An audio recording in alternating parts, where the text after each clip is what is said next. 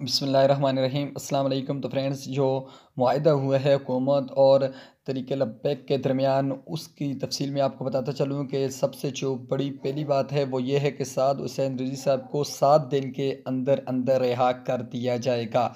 और दूसरी जो सबसे आम इसका पॉइंट है वो ये है कि जितने भी नज़रसानी जिन जिन हज़रात के ऊपर है तो उनसे नज़रसानी को हटा दिया जाएगा। जिस तरह फ़िज़ुल्लाह साहब हैं, ग़ुलाम गौस साहब हैं और दूसरे बड़े इनके रहनुमा हैं। और तीसरी जो सबसे बड़ी बात कि जो 4 शेड्यूल का मामला है उसको भी हल किया जाएगा।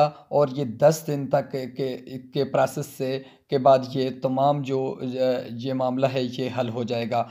और जो चौथी खबर है वो ये है कि जो जमात के ऊपर कल अदम का जो लफ्ज़ है, यानी जो तरीके लब्बैक के ऊपर, तो वो उसको भी हटा दिया जाएगा और 1 माह के अंदर अंदर। ये तमाम मुआहदे जो है तहरीरी तौर पर हुए हैं और पहले की तरह नहीं हुए, जैसा कि मुफ्ती साहब ने कहा भी था। और मुफ्ती साहब का बड़ा आम किरदार रहा है इसमें। प्लीज़ वीडियो को लाइक करके चैनल को सब्सक्राइब कर दें।